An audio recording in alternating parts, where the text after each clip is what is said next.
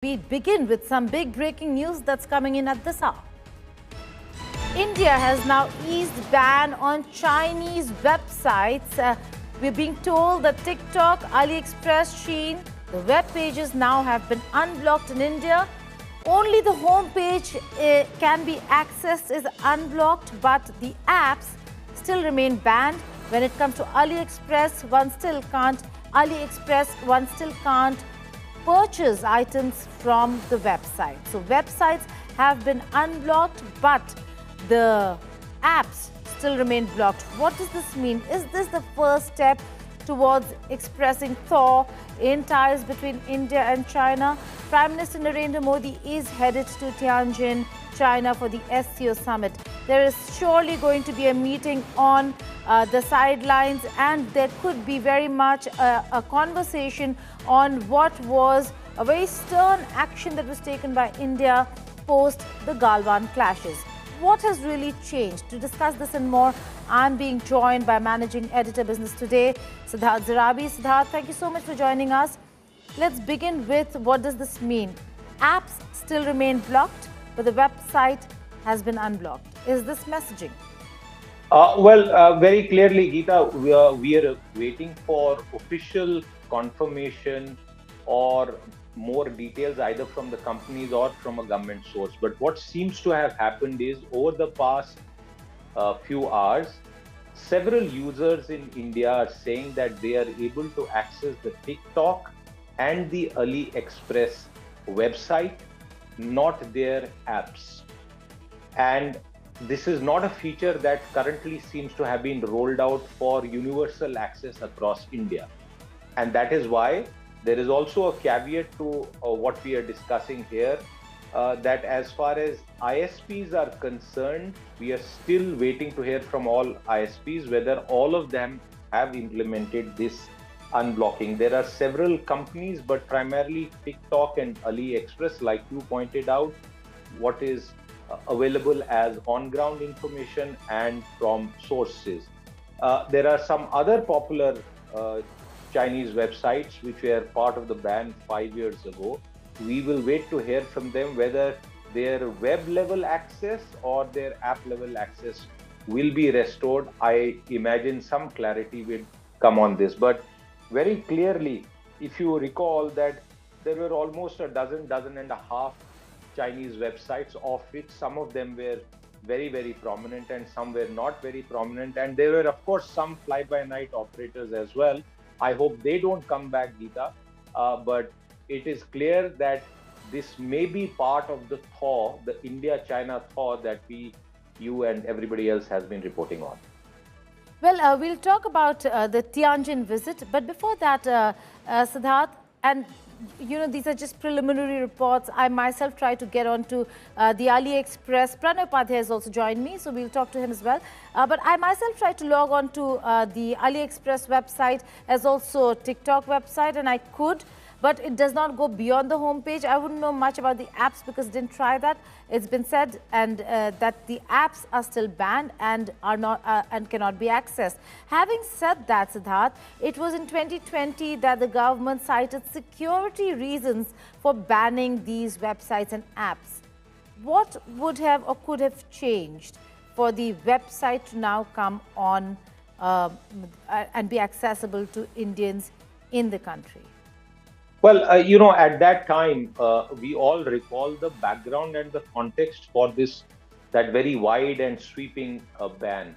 And you are right in pointing out some of the conversations at that time about security. But I would say, and I'm completely for the moment keeping the China-India border tensions and all of that on the side, that if you were to only assess and compare one app from the other in the digital world with regard to data privacy and security, all have the same loopholes and all don't also have the same loopholes. So there is no guarantee that a website or an app from one foreign domain will not scrape all your personal data away, while as another country's app will not do that. And as far as our own regulations on data privacy, security are concerned, there is a considerable debate that has happened and we are still waiting for a overarching framework that would protect the digital data and identity of Indians. So that's a broad question, but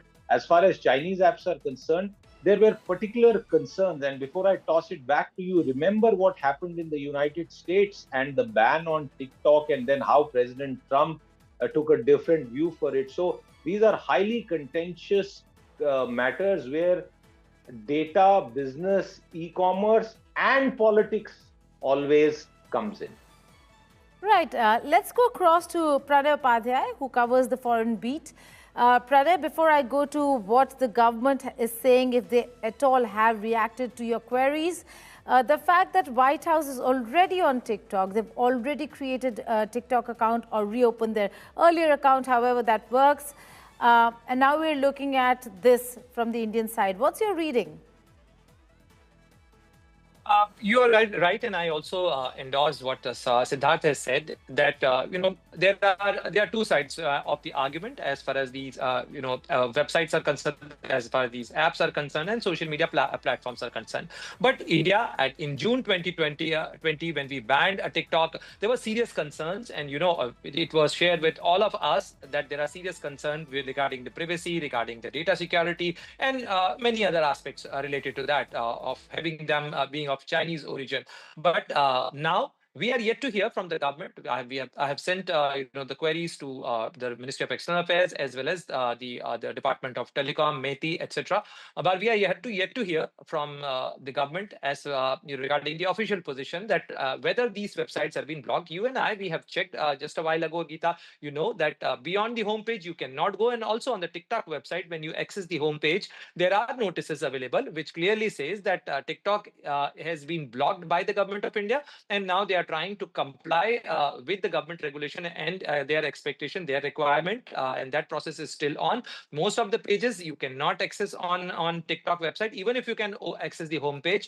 Beyond the homepage, you can't access other pages, and so is the case with AliExpress as well. You can browse AliExpress, but yes, as far as the IPs are concerned, when IPs are blocked, then they remain blocked. You can't access the blocked IPs. If you are able to access the IPs, then there has to be some reason behind it. But before we can draw any inference or any conclusion to this thing, let us wait for the government the response on this thing, that whether these sites have been unblocked or this is yet another technical glitch, as it happened in case of post Operation Sindoor, when some of the Pakistani website and social media handles got unblocked.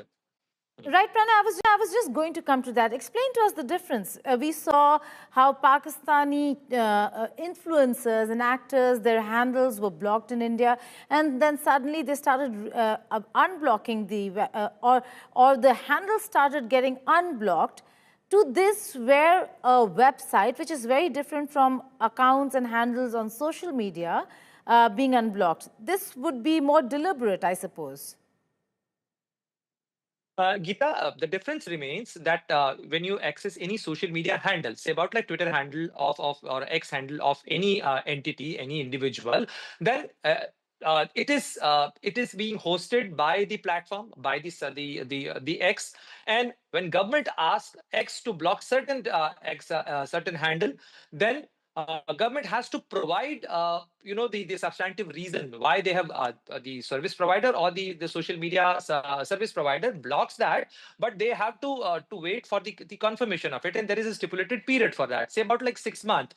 If government fails or government doesn't provide the substantive reasons that why it should remain blocked, then it automatically get unblocked. While in the case of the websites, it is the internet domain which get blocked. Yes. And it is, as Siddharth rightly pointed it out, that all the internet service provider get the notification that this domain should not be accessible in the Indian territory. So if that is being accessible, there is a difference. Here you are dealing with a social media entity where they are hosting the different individuals, their identities, their platform, their pages. But here it's the specific domain. If the domain is blocked, then you can't access. And as you have also pointed out, you can't download the TikTok app. And as far as the government notification was concerned, it was illegal to download and access TikTok. So we have to see that whether government has to issue that notification if they are making it legal again. Right. Siddharth, if I could come to you. Now, this is, let's zoom out a little and look at the entire aspect of how this is turning out for India.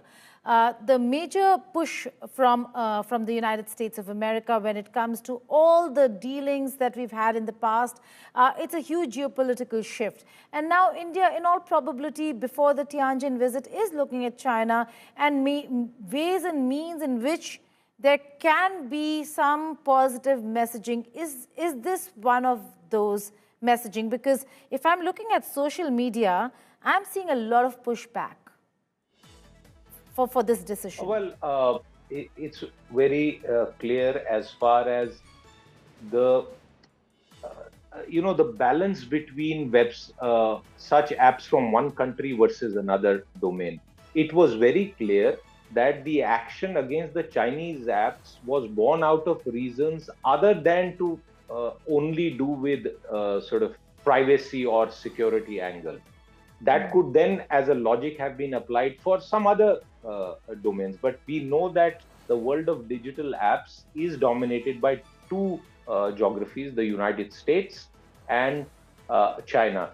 And if this relaxation were to have actually been done, it clearly means that the government is taking a stance that if American companies are able to make so much money out of India, and there is also a taxation aspect which remains undecided, Geeta, I must remind you and all our viewers, then why not deal with everyone on the same level? And if there is a diplomatic rationale, as is quite obvious if this action were to actually be formally announced, it will be clear that the government is saying, well, you can't have it both ways as far as the United States is concerned. The billions of dollars of revenue are being scraped out of India. And also look at another aspect very quickly, Geeta, that this comes after a massive landmark legislation which took perhaps just minutes to be passed from the Houses of Parliament, which is the ban on real money gamings. All I'm just saying here is that the government of India is known to take decisions for various reasons, and perhaps the unblocking or access being restored partially or fully to certain Chinese e-commerce or social media platforms could be part of a larger game plan. Okay, but let's just go back to what Siddharth had said first, that we're still awaiting a government reaction. This could very well be an aberration rather than a policy decision. We'll have to wait and see why and what really happened. We're also being joined on the phone line by Priyanka Chaturvedi, UBT Sena MP from Parliament. Priyanka, thank you so much for joining us here on the network. This is a huge development. It comes after 5 years. We're looking at unblocking of the websites. However, might I add, nothing can be done on the website. The apps are still blocked. We are waiting for a decision or a response from the government. But your first reaction to the unblocking of Chinese websites that were blocked, citing security reasons? While I shall await a response from the government as far as this information is concerned, however, it is extremely concerning to note that our foreign policy decisions and our decisions with regards to apps, the security, the data mining aspect, the China aspect, the China interference aspect, has all been kept away just because now strategically we, in some manner, find ourselves aligned with China. I find this extremely concerning that we do not have a consistent policy with regards to what we feel on the security aspect of the digital space. Well, the world is talking about the data mining aspect of China and the Chinese-based apps, and we were the first countries to ban these apps. At that point in time, of course, there was an outrage about responding to Galwan Valley by banning these apps. And at a time when we have managed to safeguard our interests and national security interests for us to unban these apps, I find that extremely problematic. I'm hoping that the government of India would explain how are these policy decisions taken to ban and unban apps. We've seen this happen with Reuters. We've seen this with over 8,000 accounts across the world that were banned. But this is a concerning aspect as to if we are even getting into a dialogue with China, does this compromise come as a part of that dialogue? Well, that's a very pertinent question you asked, Priyanka. We are awaiting a government reaction on that front. As also, I see a lot of reactions pouring in on social media. But let's wait and see why this actually happened before we jump our guns. Thank you so much for joining us, Priyanka Chaturvedi, Pranay Upadhyay and Siddharth Zarabi.